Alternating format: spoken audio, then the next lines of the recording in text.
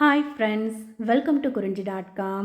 School விட்டு வரும் குழந்தைங்களுக்கு நம்ம வீட்டில் இருக்கக்கூடிய பொருட்களை மட்டுமே வச்சு ரொம்ப சிம்பிளாக அதே சமயம் சூப்பரான ஒரு டேஸ்டியான ஸ்வீட் அண்ட் ஸ்நாக்ஸ் ரெசிபி தாங்க பார்க்க போகிறோம். இது நல்ல கிறிஸ்பியாகவும் இருக்கும். கிட்டத்தட்ட இது சாப்பிட்றதுக்கு நமக்கு டேஸ்ட் அதிரசம் மாதிரியே இருக்கும். ஆனால் நம்ம இதை ரவை வச்சு செய்ய போகிறோம். இதுக்கு நான் சின்ன கப்பால் 1 கப் அளவுக்கு ரவை எடுத்திருக்கேன். இது வறுத்த ரவை, வறுக்காத ரவை எது வேணால் எடுத்துக்கலாங்க. ரவை கொஞ்சம் நைஸான ரவையாக எடுத்துக்கோங்க. கொஞ்சம் பெரிய ரவையாக இருந்தால் மிக்சியில் போட்டு ஒரு 2 சுற்று சுற்றிட்டு சேர்த்துக்குங்க. இப்போ அதே கப்பால் ஒரு 1/2 கப் அளவுக்கு தேங்காய் துருவல். இது பார்த்திங்கன்னா வறுத்து எடுத்து வச்சுருக்கக்கூடிய தேங்காய் தாங்க. நீங்கள் ஃப்ரெஷ்ஷான தேங்காய் துருவல் சேர்க்கறதுனால சேர்க்கலாம். இது கூட ஒரு சிட்டிகை அளவுக்கு உப்பு சேர்த்துட்டு இதை நல்லா கலந்து விட்டுடுங்க. இந்த உப்பு, தேங்காய், ரவை 3மே நல்லா கலந்ததும் இதை அப்படியே எடுத்து வச்சிடலாம். இப்போ நம்ம எந்த கப்பால் ரவை அளந்து எடுத்தோமோ அதே கப்பால் 1/2 கப் அளவுக்கு காய்ச்சி ஆற வச்ச பால் சேர்த்துருக்கேன். அதே 1/2 கப் அளவுக்கு தண்ணி விட்டுக்கலாம்.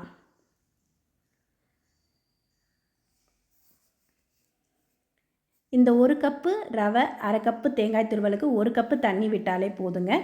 இந்த ரெசிபிக்கு பார்த்திங்கன்னா நமக்கு ரவை ரொம்ப கொலான்னு இருக்கக்கூடாது. கரெக்டாக கெட்டி பதமாக வரணும். அதுக்கு இந்த அளவுக்கு தண்ணி விட்டால் போதும்.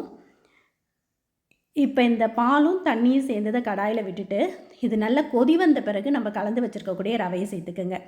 நீங்கள் கொதி வந்த பிறகு சேர்க்கும்போது உங்களுக்கு கட்டி தட்டாமல் இருக்கும். இப்போ பார்க்குறதுக்கு இது தண்ணி பத்தாத மாதிரி தாங்க இருக்கும். நீங்கள் நல்லா கலந்து விட்டுட்டு ரவை ஓரளவுக்கு வெந்துடும் இந்த சூட்டிலே.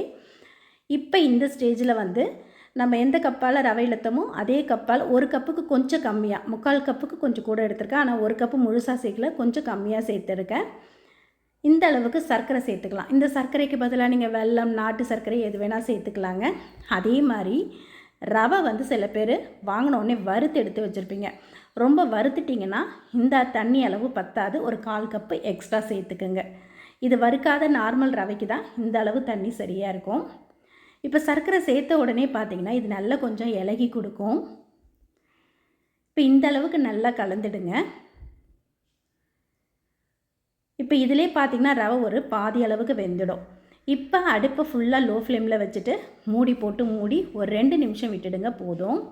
இப்போ ஒரு 2 நிமிஷம் கழித்து அடுப்பை ஆஃப் பண்ணிவிட்டு இதை நல்லா கலந்து விட்டுக்கலாம். இப்போ பார்த்திங்கன்னா இந்த ரவை நல்லா கெட்டி பட்டு இருக்கும்.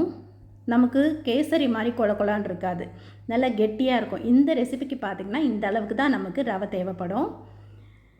இப்போ இது பார்த்திங்கன்னா அடுப்பு ஃபுல்லாக ஆஃபில் தான் இருக்குது. இது கொஞ்சம் கலந்து விட்டுட்டு அப்படியே விட்டுடுங்க. கை பொறுக்கிற சூடு வரட்டும். கொஞ்சம் சூடு ஆறினதுக்கப்புறமா இதை கையை வச்சு நம்ம பிணைஞ்சி கொடுக்கும்போது நமக்கு ஒரு மாவு பதம் வந்துடும் பாருங்கள். இப்போ இந்த அளவுக்கு கையை நல்லா தண்ணி தொட்டுட்டு பிணைஞ்சிக்கலாம். இந்த ரெசிபிக்கு பார்த்திங்கன்னா நம்ம ஒரு துளி கூட நெய்யெலாம் சேர்க்கவே இல்லைங்க. இது நீங்கள் இப்படியே சாப்பிட்றதுக்கே ரொம்ப நல்லாயிருக்கும். இதை உருட்டி இட்லி பாத்திரத்தில் வேக வச்சு கொழுக்கட்டை மாதிரி பண்ணி கொடுத்தாலும் குழந்தைங்க விரும்பி சாப்பிடுவாங்க. அல்லது நீங்கள் இந்த மாதிரி செய்து கொடுக்கும்போது இது நல்ல கிறிஸ்பியாக இருக்குங்க. இது நம்ம 1 வாரம் வரைக்கும் கூட வச்சுருக்கலாம், கெட்டு போகாது. இப்போ இந்த மாதிரி திரட்டிக்கலாம். ரொம்ப மெலிசாக இல்லாமல் ஓரளவுக்கு திக்னஸாகவே திரட்டிக்கிங்க. நம்ம அடைக்கெல்லாம் தட்டுவோம் இல்லைங்களா, அந்த திக்னஸுக்கு திரட்டிட்டு இப்போ இந்த அன்ஈவனாக உள்ள ஓரங்களை கட் பண்ணிக்கலாம். இது நமக்கு தேவைப்படுற டிசைன் தாங்க. இதை நீங்கள் உருட்டி தட்டி போட்டு பொரித்து எடுக்கலாம். அல்லது குண்டு குண்டாக குலோப்ஜாம் மாதிரி பொரித்து எடுக்கலாம். நான் இன்றைக்கி இந்த மாதிரி ஒரு ஸ்கொயர் ஷேப்பில் பொரித்து எடுக்க போகிறேன்.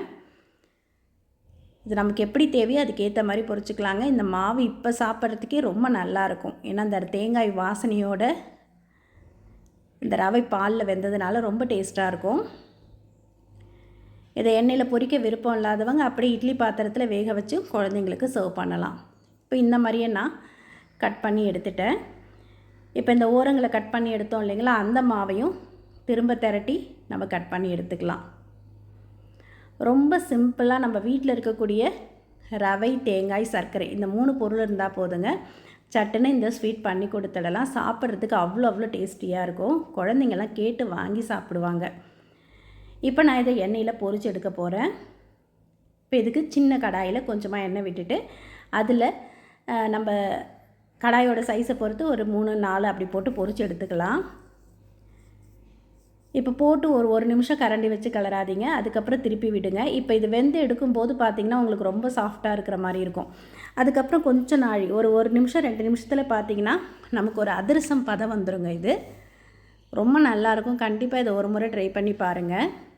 இது கொஞ்சம் கூட எண்ணெய் இழுக்கவே இழுக்காது. நான் அதை சுட்டு முடிச்சுட்டு கடைசியாக காமிக்கிறேன் பாருங்கள். எண்ணெயில் பிரியவும் பிரியாது, எண்ணெய் இழுக்கவும் இழுக்காது. ரொம்ப நல்ல ஒரு ரெசிபி. இப்போ 2 பக்கமும் நல்ல ஒரு பொன்னிறம் வந்துடுச்சு பாருங்கள். இப்போ எண்ணெயிலேருந்து வடிகட்டி எடுத்துடலாம். இப்போ இது மாதிரியே நம்ம மீதி இருக்கிற கட் பண்ணி வச்சுருக்க மாவையும் பொரித்து எடுத்துடலாம்.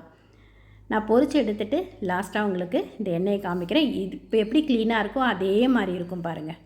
அதே மாதிரி இப்போ விட்ட எண்ணெய் கொஞ்சம் கூட குறையாது, அதே அளவுக்கு எண்ணெயும் இருக்கும். இப்போ இது மாதிரியே நான் எல்லா மாவையும் பொரித்து எடுத்துட்டேங்க. பார்க்கவே ரொம்ப சூப்பராக இருக்கும். கமகமன்னு வாசனையும் ரொம்ப நல்லாயிருக்கும். இப்போ பாருங்கள், எண்ணெயில் கொஞ்சம் கூட பிரிஞ்சு போகலை, எண்ணெய் குறையவும் இல்லை, அப்படியே இருக்குது. கண்டிப்பாக அந்த ஸ்நாக்ஸ் ரெசிபியை நீங்களும் ட்ரை பண்ணி பாருங்கள். நன்றி, வணக்கம்.